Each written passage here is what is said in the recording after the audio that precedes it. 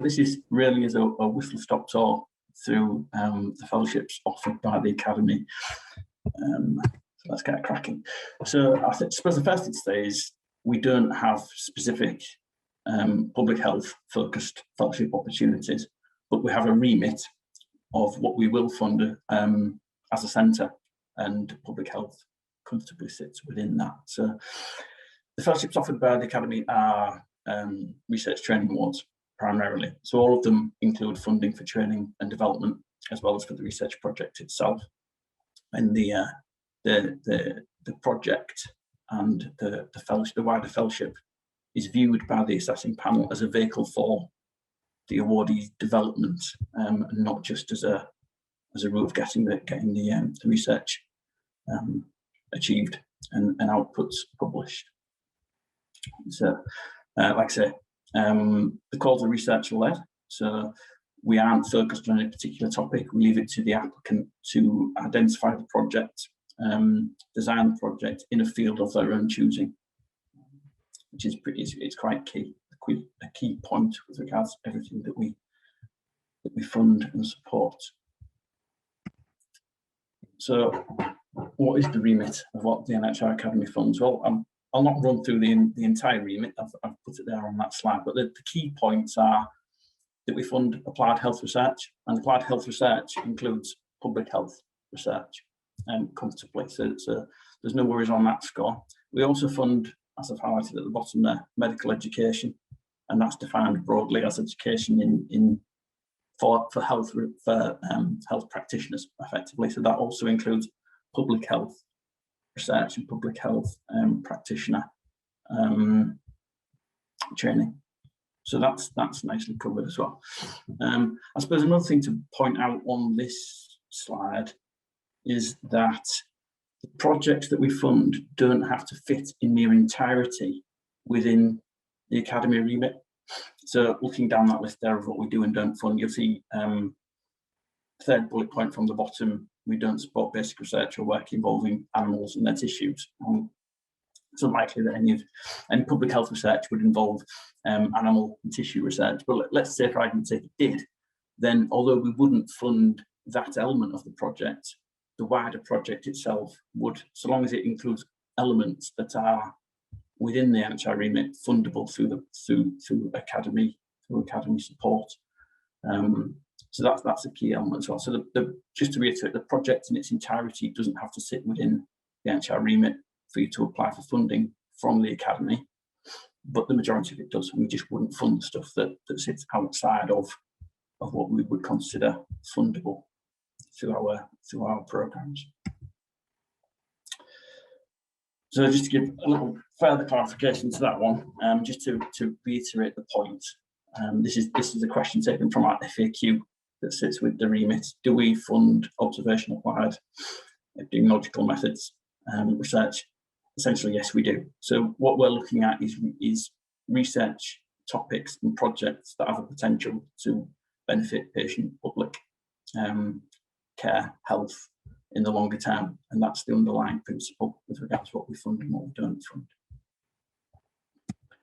So the programs themselves. So as I think I mentioned on the first slide, I never talked to it. The way we organise our awards is by and programs is by professional groups, career aspirations, and where individuals are based. They're not organised around research fields or topic areas. So you can see the top line there, running from pre-doctoral up to senior levels in green.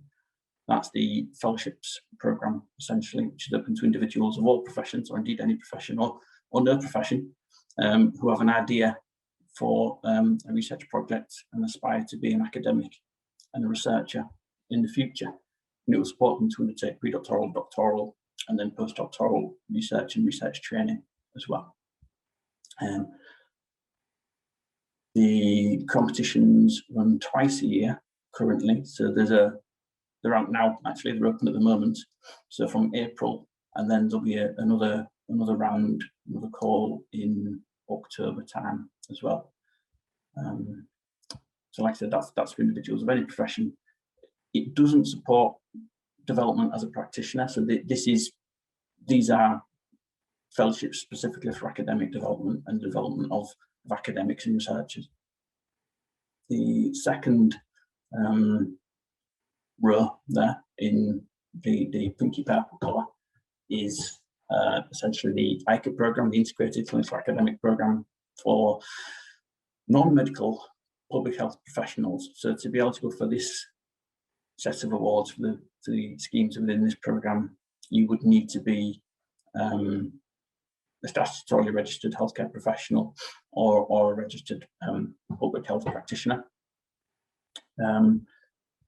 They differ from the awards above in that they are practitioner academic awards. So each level has an expectation, indeed a requirement, that you spend some of your time within the fellowship developing professionally as well as academically, and there's funds within the award to support you to do that.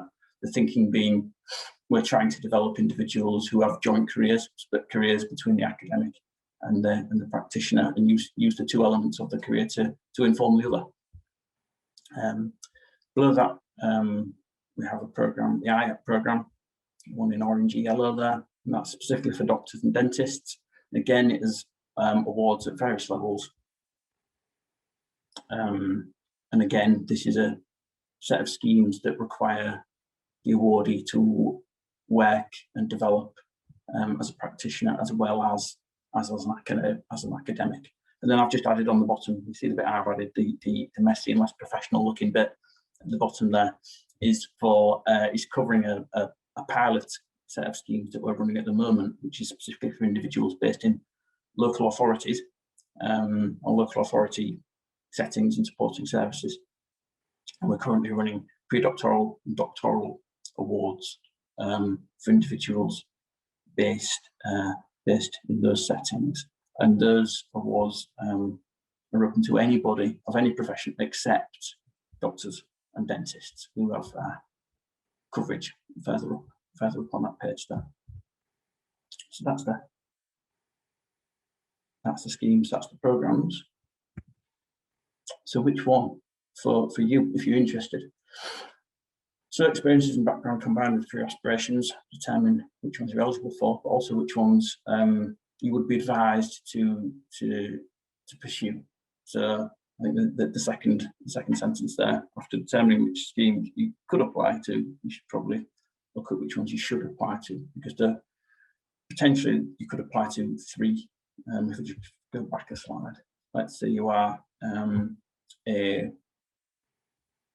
public health consultant with a role at a local authority. You could, in theory, apply for something from the local authority pilot programme, the bottom there, something from the ICA programme in purple. You could also apply to the for support through the fellowships programme. So there'll be three offers there potentially at the level that you're interested at, the doctoral level, for argument's sake. We would ask that you don't apply to everything. You do consider which suits your needs and your career aspirations. Do you aspire to be a practitioner academic, or do you want to be predominantly an academic? When you're making those considerations.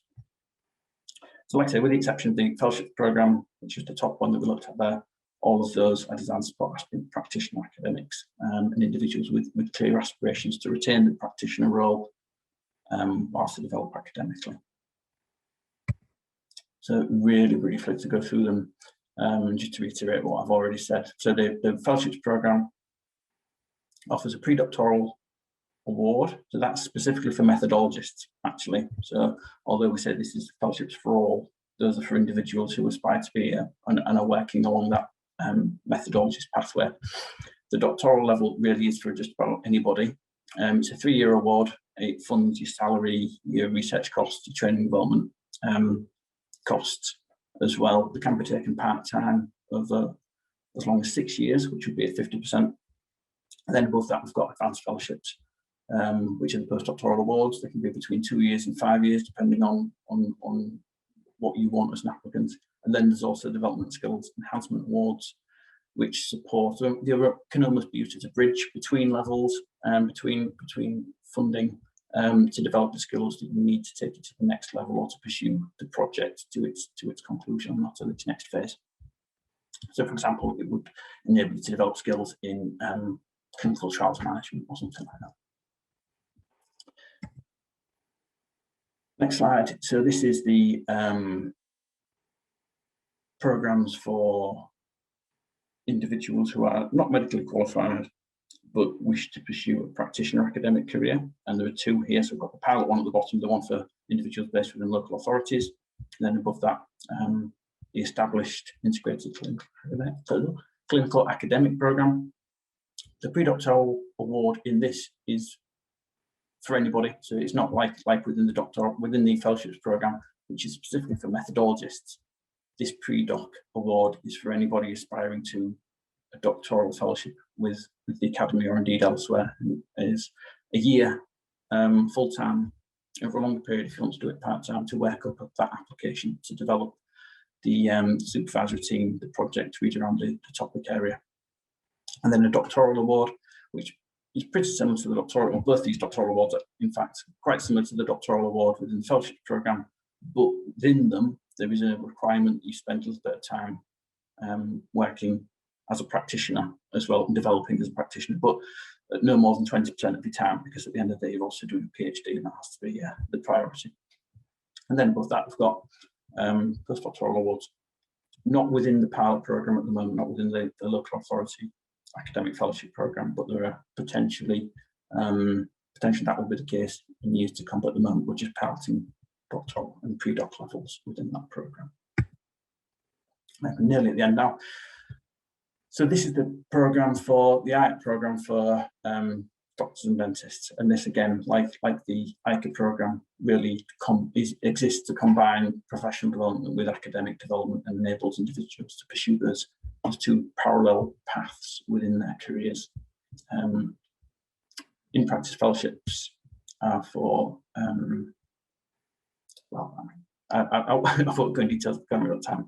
There's a clinical lectureship, which is a 50-50 award. You spend half of your time working clinically, half of your time working academically. Academic clinical fellowships for trainees, and in practice fellowships for GPs and dentists who want to develop a doctoral level award. So those two pre-docs are for supporting the development of a doctoral level award, which isn't funded through the program itself, but will be funded through the fellowships program.